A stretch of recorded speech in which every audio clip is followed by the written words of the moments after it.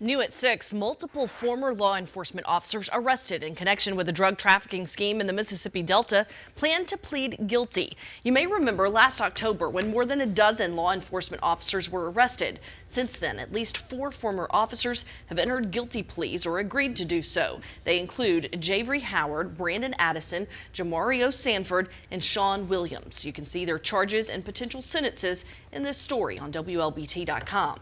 The former sheriffs of Humphreys and Washington County have not entered plea.